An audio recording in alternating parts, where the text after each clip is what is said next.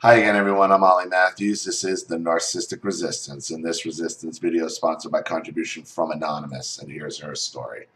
Hey, Ollie, I've sent another donation through PayPal for this story. I really like the feedback you gave on the first video you did for me titled, The Narcissist Believes They're Doing You a Favor.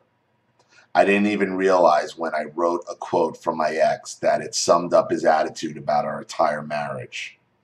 And like one of the commenters pointed out, my mom let us live rent-free for however long we wanted in my grandparents' house.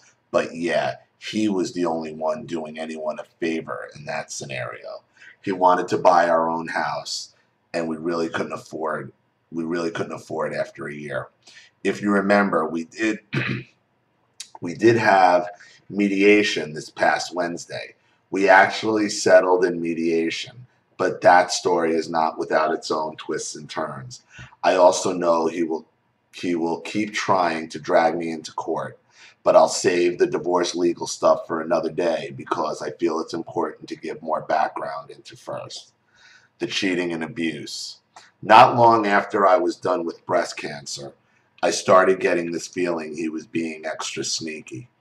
At work one night, I went through our phone bill and saw hundreds and hundreds of texts and lengthy phone calls with the same person at all hours of the night.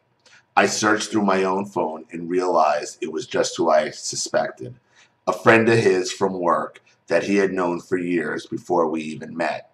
She worked at the same office we met in. She was included by him in a very small list of people invited to our wedding, and I had been suspicious of her at that point because my ex always wanted to hang out with her and her white trash boy toy she had while she was separated from her marriage. I confronted him about it, and he said they were just friends, and if I didn't work nights and was there to share our bed, he wouldn't have felt the need to talk to her so much, and he wasn't happy with our life. So, like the pathetic person I know I was back then, I convinced him to work things out with me. This bitch had the balls to call me and also tell me nothing happened and that no one was trying to interfere with anyone's family. I told her I chose to believe them because I didn't have any actual proof that an inappropriate amount of calls at inappropriate times. But more on her later. I'll call her for I'll call her Lisa for the sake of anonymity. And you know what? That's exactly it. You did choose to believe her because we never really believe them. That's why we're never really shocked when they fuck us over because we have to make a choice. Just like they have to make a choice to abuse us, a lot of times we have to make a choice to believe them.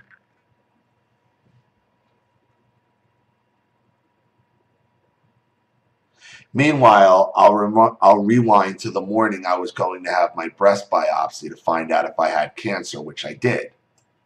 I was sitting our 2-year-old son in his booster seat for breakfast before his father took him to the babysitter.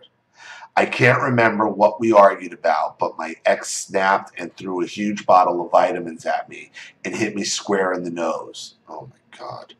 I bent over and held my nose because it hurt like hell. When I finally stood up, I had blood on my hands and running out of my nose.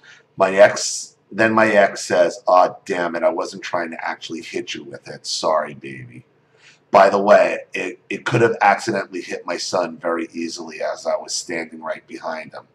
Not wanting to escalate with the rageaholic, I said, "Just get ready to take our son and go to work so I can go to my appointment." And I went off to stop the bleeding.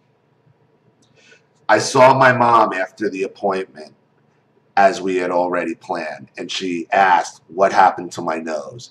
It was a tiny mark across the top, but she sure noticed. I gave some bullshit excuse that I think she wanted to believe, but didn't really believe. She knew we argued a lot. I did talk him into going to a counselor after two sessions, and I had admitted my flaws. The conversation turned to my ex's background. He acted like he had a normal childhood. Don't get me started on his family. He decided the counselor was dumb. he wasn't going to do anything for him. It wasn't going to do anything for him, and we weren't going anymore. Interesting. Time passes and there's just an insane amount of fighting. He worked around lawyers his entire adulthood, and every argument felt like a cross-examination. He was a pro at bloviating and throwing his weight around. A couple years after catching him cheating with Lisa and us working on things, we got into an argument about our son. He was 3 years old, and I felt like my ex was being too hard on him for something that typical 3-year-olds do. This man had zero patience. I was sitting on the arm of the couch, and I finally said, "You don't have to be so hard on him as your dad was on you." He lost his fucking mind, grabbed my throat, and pushed me back while yelling something I can't remember. Luckily, I fell onto the couch and not the glass coffee table. Conversation was over at that point. Well, you hit the button. Yet I ended up in a situation where my parents, because we had plans and trying to make sure my hair hit a small mark on the side of my neck. I sure didn't want my dad to see, because as a cop he would have definitely known. I wasn't ready for anyone to know, especially my parents. I thought I could love the ex better because I didn't want my son not to have his family intact. That's a real thing some women go through with men like that. I hate myself for being like that. I hate the fact that I became one of those women people judge so easily. We all say, "Why doesn't she just leave him?" It's so strange. I had the mind to call 911 a couple times, but I thought for sure he would kill me or hurt me worse. I also felt if I had him arrested when he got out, he would be even more pissed, and God knows what would have happened. It took years to admit to myself I was being abused. Then the second affair I found out about. I'll call her Allison. Yet another girl from his work, this time his employee. He talked about her way too much and wanted us to hang out with her and her husband. The night before a trip we were talking with 2 other couples. I got on his BlackBerry to check out some concert seats he had bought us. I had a flip phone then, and our computer didn't work. His emails pop up and I see a subject line that says something about lunch from Allison. I read enough while he was showering to know they were going to lunch daily, and the tone of the emails a little too familiar. He got out of the showers and I started quoting the emails to him. Typical him, "Where are you getting this? Where do you get that from? Blah, blah, gaslight, blah." I say, "You're screwing around with Allison." His response, "Why did you have to do this tonight?" He told me nothing had happened, of course, and flirtation gone too far, of course. He asked what we were going to do about our trip the next morning. I said, "We're going on this fucking non-refundable trip. Besides, what the hell are you going to tell your friends if we don't?" He finally went to bed, and I stayed up all night going through his emails, even back to Lisa. He and Lisa had been imagining marriage and hanging Christmas lights together, loving each other. With Allison, he was saying how much he missed being inside her and how he should be there more often, and a picture of her skank ass in a thong. I got into bed for the hour before waking up for the airport and told him I knew everything. No real response. We went on the fucking trip. You think you can't have a worse time ever in Vegas, but it is possible. In the airport the next morning, we were at the gate, and he was going to grab coffee from the airport Starbucks. He knew what I liked, just regular mocha. He came back with a white chocolate mocha. I knew from her emails that was Allison's coffee of choice. So I told him it was wrong, and he was just like, "Oh, I forgot what you liked, sorry." Then I said he had to call her right now and tell her the gig is up. Your wife knows it's over. He went to the fucking bathroom to call her. When I said something about that, he said he didn't want me to make a scene. If you know me, you know I never make a scene.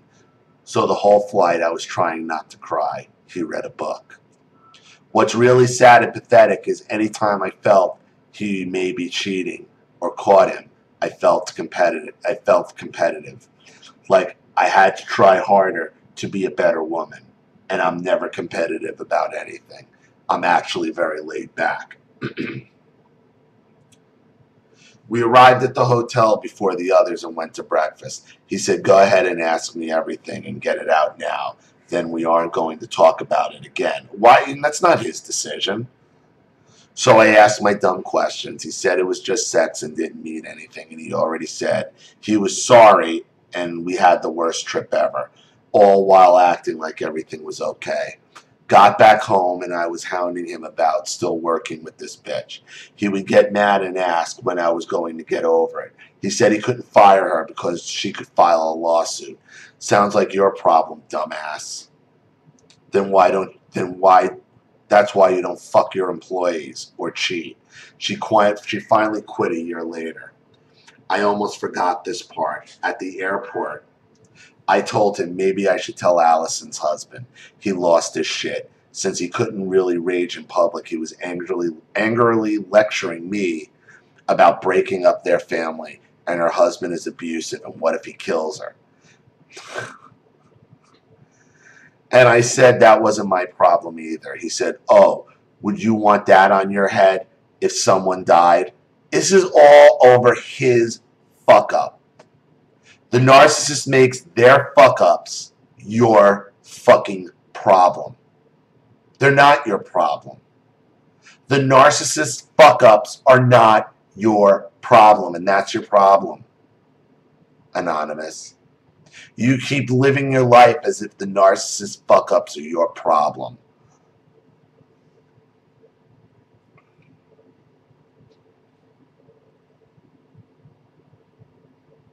He walked off in disgust, like I was supposed to care. That was when he supposedly called her to tell her I knew. And of course, no, I would never want something like that to happen to anyone. But in that moment, I couldn't have cared less. So back at home, months passed, and I obviously was questioning his coming home at 8 when he gets off work at 5 and all that stuff. Still working with Allison, we went to dinner one night with our son, and I brought it up again. His words were, if you're trying to make me go to counseling, I'll fucking leave you. Okay, but like you said in my first story, I basically gave him permission to completely devalue me.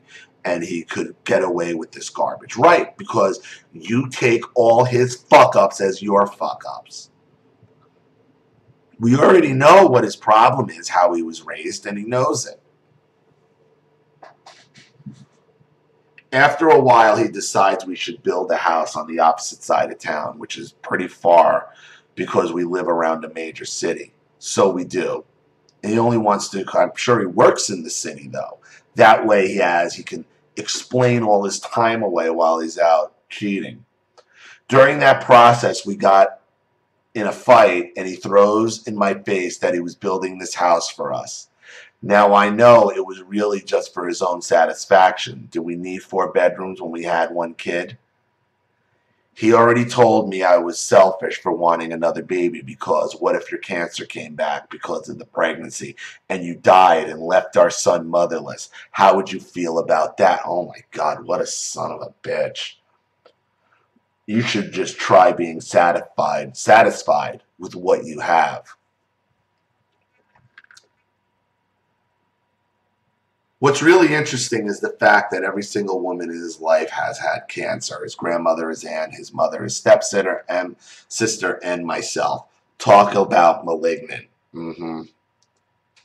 His business was running with a friend.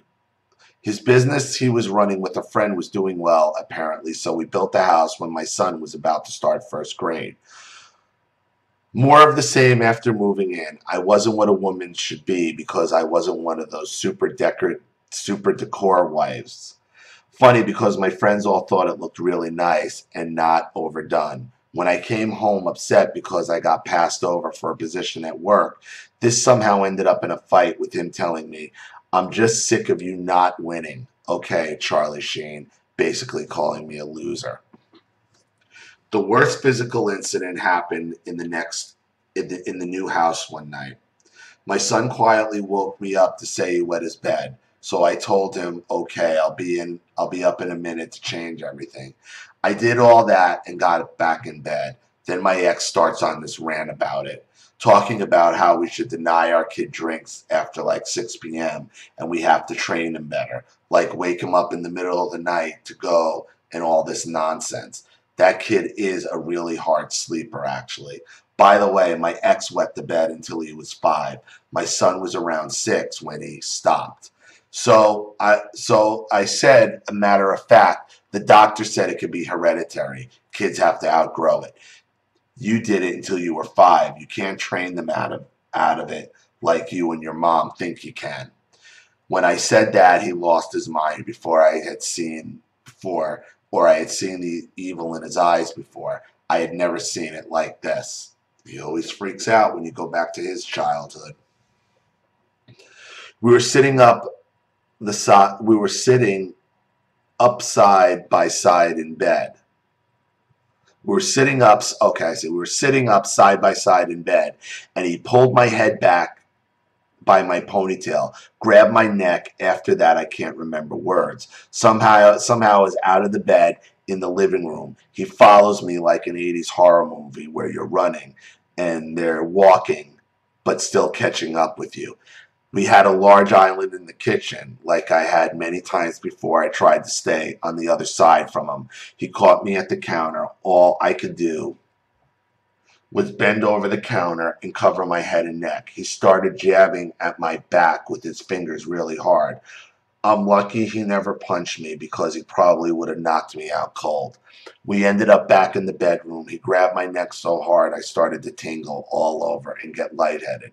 He finally let go and bent me over the bed, and I bent over the bed in the same defensive position until he was done jabbing at my back and went into the bathroom.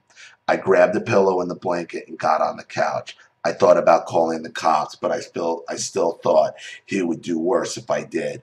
He eventually came out and said, "I'm sorry, but," as always, "I'm sorry, but I made him do it," is what he was saying. I was finally working day shift by then and had to call in sick for work the next morning because all this ended at 4 a.m. and my neck was hurting really bad from his hand squeezing my neck or pulling my head back so hard it was strained. There's a reason why in many states they have made domestic violence involving choking and strangulation an automatic felony, automatic protective order, and automatic no bond. This situation can get out of control and go past the point of return in less than 5 minutes. And yet I stayed. But at this point, I started checking out on life in general. I let him do the bath and bedtime with our son, which I had mostly done for years at that point. I was falling asleep on the couch around eight, and it irritated the hell out of him. Sorry, bro. Some of us don't own a business where we work half a day and play expensive golf the rest of the day. Some of us actually have to wake up at 5 a.m. and be somewhere at a certain time. Then he started taking testosterone boosters from GNC and working out with his buddy. Perfect for a rageaholic.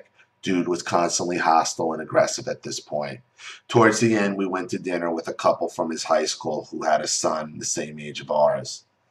My ex never did the social media thing, but we were talking about another high school friend of theirs whose wife was posting all their problems on Facebook in front of everybody. My ex looked at me with those evil eyes and said through his teeth, but loud enough for everyone at the table to hear, "If you ever post anything like that about us on Facebook, I will cut your fucking head off." The other wife noticed this and said, "Dude, are you having your man period?" I think she was trying to lighten the scene. I was so embarrassed I had to politely excuse myself to the bathroom to stop crying and regain my composure. When we got home and our son was in bed, I asked him what the fuck was up with that comment. He said I was joking. "You're making a really big deal about it." Really? Didn't look like you were joking to me. Then he said the other couple knew I was joking, and I should know that too. The nail in the coffin for me in the relationship was when he came home from working out, and he was amped up on tea boosters. He was making the dog's dinner bowl on the counter, mixing dry food with canned food. He was just beastly looking, and I don't mean physically. It was in his face, that rage in his face. So I was like, "What's your problem now?" He flung the dog food bowl He'd flung the bowl of dog food like a hockey puck. It ricocheted all over the kitchen, bouncing off the ceiling, the stove, the sink, and the floor. Dog food everywhere, even on the ceiling and on me. I stood there, straight-faced, looking at him. I started to randomly pick up the dog food, and he said he would do it. I said, don't bother. Maybe you should go for a drive. Maybe go visit your mom for a couple hours and cool the fuck off. Just go somewhere. I don't care. He seemed confused at first, then became indigent and said, oh yeah? I'm sorry, indignant, and said, oh yeah, like you ever let me leave. Still flat-voiced, I said, yeah, you can go do whatever you want. I don't fucking care. You just need not to be here right now. He didn't fucking leave. One time in 10 years, I actually finally told him he should leave the house, and he didn't fucking leave. I went outside with a glass of wine, and he cleaned up the kitchen for the most part. It was that night, I think it was that night, or shortly thereafter, I asked him if he was happy. I asked him if he was happy. He said nope. I asked him if he wanted to keep trying to be happy. He said nope. I asked, okay, should we divorce? He said, yep. After 10 years of allowing myself to be abused and knowing my son, who has always been such a good kid, had heard so much conflict and ugliness because I could never get my ex to lower his fucking voice, I had finally given myself permission to leave the marriage. I knew I had to get out of this marriage, and I felt my son would maybe be better off with a divorce than living like this. For some reason, I wanted to make my ex say it like he had the option. His responses told me that he was finally getting exactly what he wanted. Looking back, I know in his mind he immediately launched into his diabolical scheme for the divorce, and boy did he love every minute of that. Anonymous. But it didn't really work out too well, did it, for him? Look, at the end, you finally called his bluff.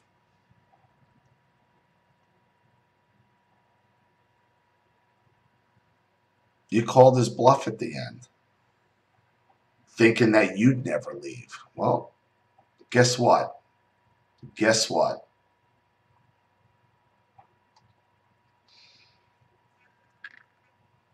I mean, this guy is just so terrified of the truth of his childhood coming out.